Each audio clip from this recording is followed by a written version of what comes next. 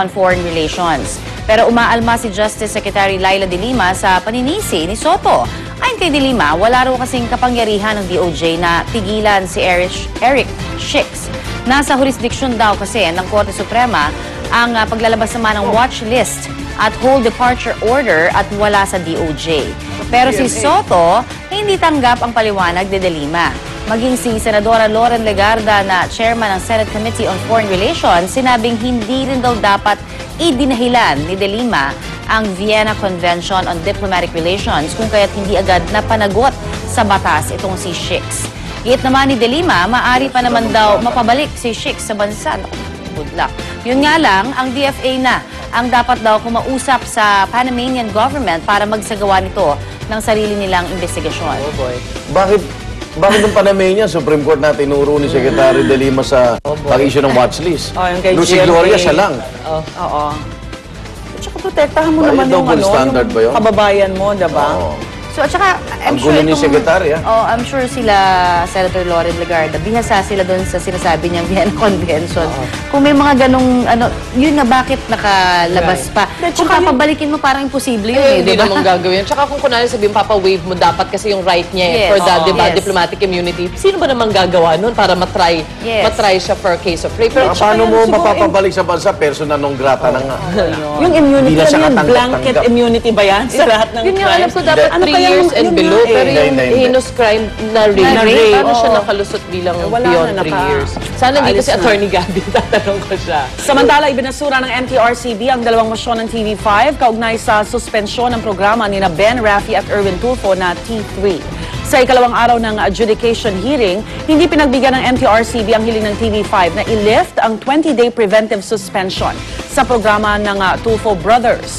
Ibinasura rin ng ahensya ang mosyon na suspendihin ang adjudication proceeding ng NTRCB sa nasabing programa. Maging ang inihaing motion for reconsideration ng TV5, hindi rin po pinagbigyan. 3 parusa raw ang pwedeng ipataw sa T3. Ayon sa MTRCB, pinakamababa ang sermon dahil humingi naman ng paumanhin ang mga host ng programa. Pwedeng suspensyon at pwede rin kanselasyon sa ere ng programa. Sa kalagitnaan ng Hunyo, inaasahang ilalabas sa publiko ang hatol ng MTRCB. Sa inilabas na pahayag ng TV5, sinabi nilang hihintayin pa rin nila ang resolusyon para sa petisyong inihain nila sa Court of Appeals. Sa tingin daw nila, ang ginawang aksyon ng MTRCB ay paglabag daw sa press freedom. Pasadahan po natin ang mga aksyong balita sa umagang ito sa ating Ronda Reports.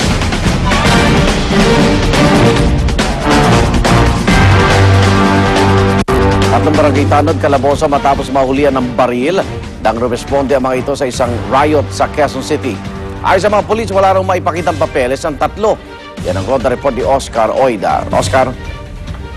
Yes, Igan, nahihimbing na nga sa pagtulog ang tatlong tanod ng makuna ng ating kamera sa loob ng piitan ng Station 11 ng QCPD kayo ng madaling araw. Marahil napagod daw ng gusto ng arestuhin sila ng mga elemento ng QCPD Station 11 sa may barangay Damayan lagi mag-aalas 12 ng madaling araw. Sa inisyal na pagsiyasat, nakasabay umuno ng mga pulis sa mga naturang tanod sa pagresponde sa isang riot sa naturang barangay. Nang mapansin nilang hindi lamang pala sila ang armado sa naturang lugar. Nakumpiska mula sa tatlong tanod ang 3 kalibre 38 baril at mga bala. At nang hanapan sila ng mga papeles, wala man lang silang may pakita. Ayon sa mga pulis, mahigpit na pinagbabawal sa mga tanod ang pagbitbit ng baril, lalo na pag nakapag-duty o naka-duty. Sinubukan namin bigyan ng hinga ng pahayag ang 3 tanod, pero hindi na ito nagbigay ng pahayag sa mga miyembro ng media. Igan? Maraming salamat, Oscar Oida. At samantala, iba talaga ang galing ng Pinoy. Muli ang pinatunayan ng mga estudyante ng Dr. Yanga Colleges sa Bukawi, Bulacan. Sa kauna-unahang Lego League World Festival sa St. Louis sa Amerika, naiuwi ng mga estudyanteng Pinoy ang 3rd place para sa best presentation para sa imbensyon nilang Meat Anti-Germ and Infection Solution o Anti-Botcha Machine. Tayo lang nangangailangan yata niya. Ayon sa mga estudyante Natura Award, ay maging inspirasyon nila para maagawa pa ng mga imbensyong mapapakinabangan ng maraming Pilipino. Congratulations po sa inyo and keep up the good work. Naman mo kung botcha or hindi? I love it! Safe and unsafe. Tsaka panalo yung papel na ginamit na limakintab. At mamaya makikilatis natin ang anti-botcha machine na ito dahil si Robot Cha live na makikitambay sa atin dito sa Robotcha! Ayun, Robotcha. Abangan niyo po Robotcha. yan. Huwag ka ma-insecure, Arn. It's okay. For today lang, Robotcha. Robotcha. Samantala, 2 linggo na po. Hunyo na.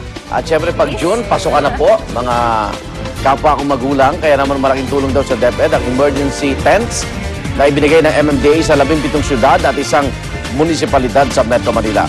Bukod kasi ang mga gamit ito tuwing may sakuna, pwede rin itong gawing classroom. Paibsan daw ito ang kakulangan sa mga silid-aralan, lalo na magsisimula na ang K-12 program. May bintana ang emergency tents. May sariling generator na kaya tumagal ng 5 oras. Maglagay lang ng mesa at silya pati blackboard sa loob ng tent at instant classroom na po. Hanggang 30, yun ang problema. Hanggang 34 students lang ang kaya na i-accommodate sa loob. Ang average po natin ngayon, 60. Yan. So, Yung 30 puno Dalawang sa ilalim pa rin ng puno. Pero okay na rin. Magtanim na lang din tayo ng maraming correct. puno ng Magandang mangga. idea yan. Sarap kaya mag-aral sa ilalim ng puno, Oo, mahangin. mahangin. At kaugnay pa rin pagkanta natin sa balik eskwela, alamin natin kay Susan Enriquez kung saan mura ang school supply. Susan, saan mura? San mura? Saan mura? San mura? Oo. Kami pera ha. Pwede ka makahanap ng mura, no? Anyway, isang factory po ng papel, ano? Isang paper factory dito po sa Malabon ang pinuntahan natin. Kung saan mabibili natin ang mga school supplies sa mas murang halaga kumpara kung bibili sa mga mall o kaya naman sa mga bookstore. Kasi yung presyo nila dito ay mabibili ng mas mababa ng halos 5 piso sa bawat piraso.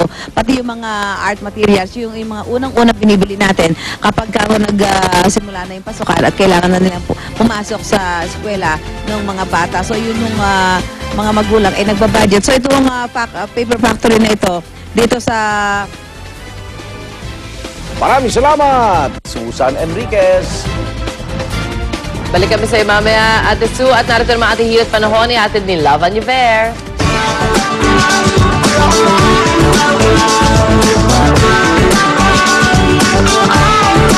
Ayan, Susie, nagpaparamdam na ang hangin habagat kaya naman nararamdaman na po natin ang medyo paglamig-lamig ng ating panahon. Pero meron pong tinatawag na ITCZ o Intertropical Convergence Zone.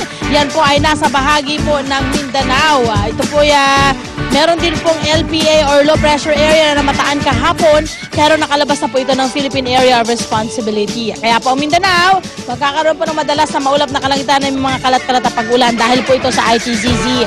Ang nalalabing bahagi naman po ng bansa kasama ng Metro Manila, bahagi hanggang sa maulap na kalangitan na may mga pulo-pulong pag-ulan po ang ating mararanasan.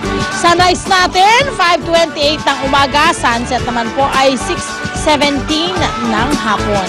Narito naman po ang mga weather condition at temperature sa ibang bahagi ng Pilipinas. Tandaan niyo po mga kapuso, sa kahit ano pa mga hamon ng panahon, manatiling alerto at mahinahon. Happy birthday, Anthony Gatala!